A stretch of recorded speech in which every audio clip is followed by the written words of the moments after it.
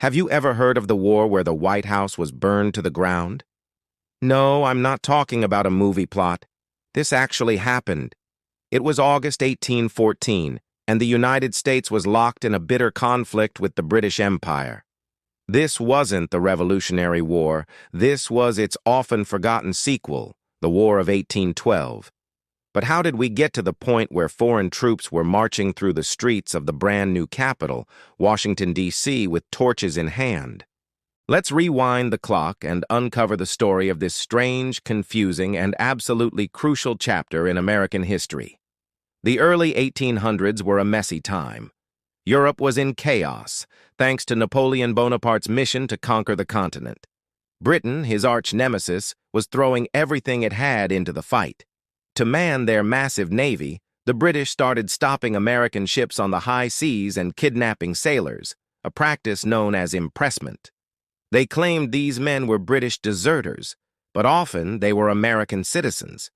Imagine, you're a merchant sailor, thousands of miles from home, and suddenly you're forced to fight in a foreign navy. As you can guess, Americans were furious. This was a direct assault on American sovereignty. On top of that, there were issues brewing on the American frontier. As settlers pushed westward, they clashed with Native American tribes who were rightfully defending their land. Many of these tribes received support and weapons from the British in Canada. From the American perspective, the British were stirring up trouble on their borders, trying to block their expansion. A group of young, ambitious politicians known as the War Hawks saw this as an opportunity. They didn't just want to stop impressment, they had a bigger prize in mind: Canada. They believed that invading and conquering Canada would be, as Thomas Jefferson famously put it, a mere matter of marching. Oh, how wrong they were. So in June of 1812, President James Madison, pushed by the War Hawks and public outrage, asked Congress to declare war on Great Britain, the most powerful empire in the world. The vote was incredibly close, revealing a deeply divided nation. Many in New England, whose economy depended on trade with Britain, were staunchly against the war, but the decision was made. The United States, a young country with a tiny army and a small navy, was officially at war. The initial American plan was simple: invade Canada. They launched a three-pronged attack aiming for Montreal, the Niagara frontier, and the area around Detroit. It was a complete disaster. The militias were poorly trained, the generals were incompetent, and the Canadians, along with their British and native allies, put up a fierce resistance. The mere matter of marching turned into a series of embarrassing retreats and surrenders. The only place the Americans saw real success was at sea. Ships like the USS Constitution, nicknamed Old Ironsides because British cannonballs seemed to just bounce off its thick oak hull, won a series of stunning one-on-one duels against British warships. These victories were a huge morale boost for the American public, proving that the young nation could stand up to the might of the Royal Navy.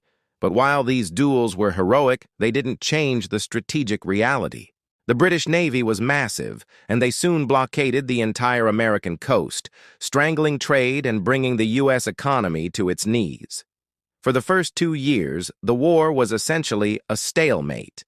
The Americans couldn't take Canada, and the British, still preoccupied with Napoleon in Europe, couldn't commit enough resources to land a knockout blow in America. But then, in the spring of 1814, everything changed. Napoleon was defeated and exiled. Suddenly, Britain was free to turn its full attention and its battle-hardened veterans to the pesky war across the Atlantic. Their new plan? Punish America. A British fleet sailed into the Chesapeake Bay in August 1814, landing thousands of professional soldiers. Their target? Washington, D.C. The American defense was a hastily assembled group of militia who were utterly unprepared. At the Battle of Bladensburg, just a few miles from the capital, the American lines collapsed almost immediately. The battle was so one-sided it was mockingly called the Bladensburg Races, because the American militia ran away so fast. The road to Washington was wide open.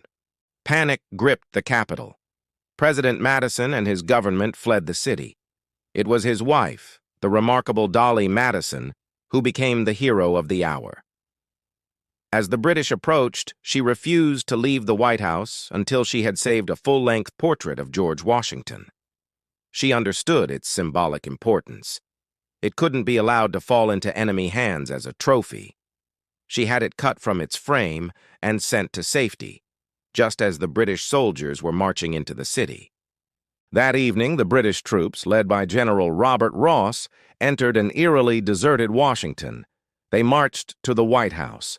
In a surreal scene, they found the dining room set for a dinner for 40 people, a meal prepared for President Madison that he never got to eat.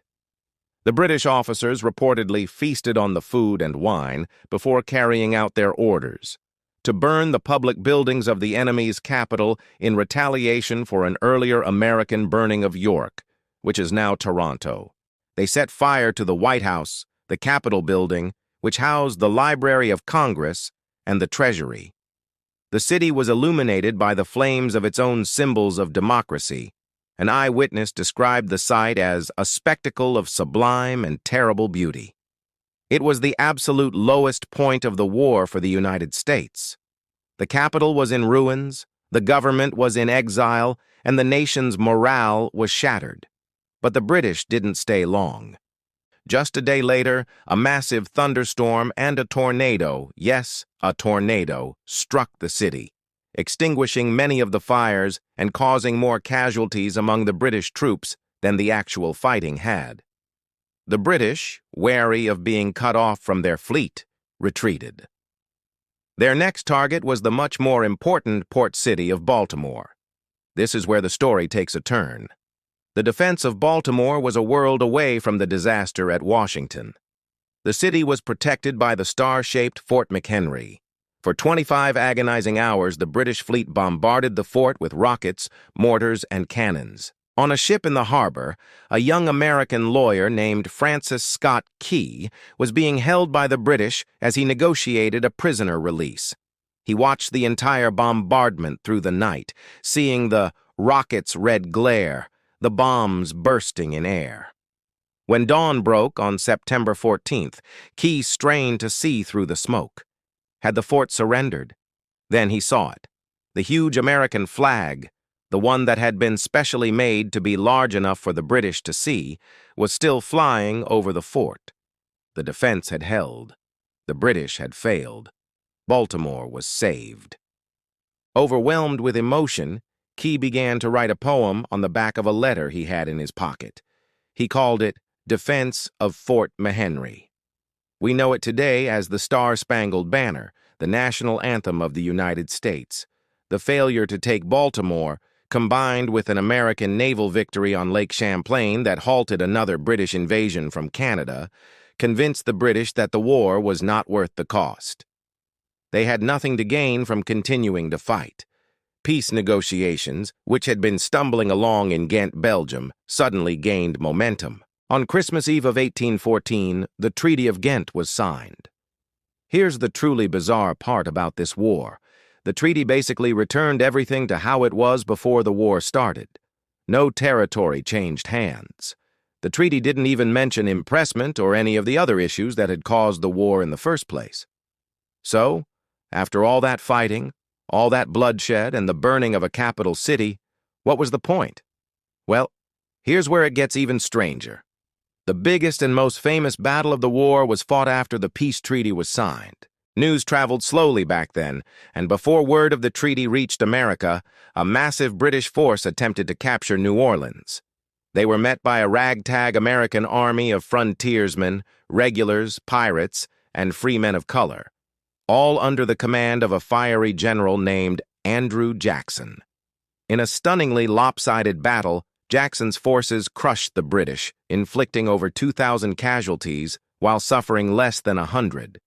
The Battle of New Orleans had no effect on the outcome of the war, but it had a massive effect on the American psyche. The news of Jackson's incredible victory reached the East Coast, at the same time as the news of the peace treaty.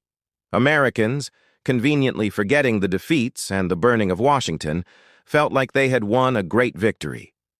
This wave of national pride and unity, known as the Era of Good Feelings, swept the nation.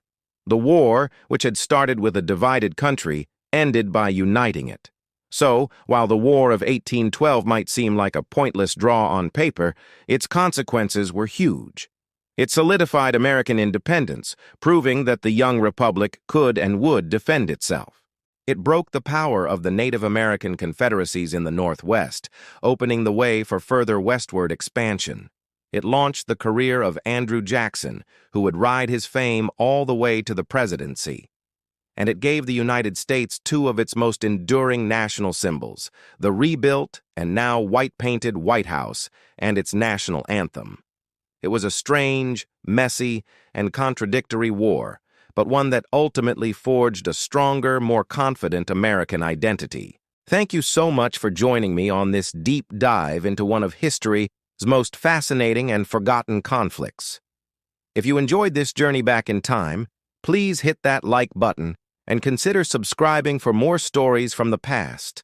Let me know in the comments what piece of history you'd like to explore next. Until then, stay curious.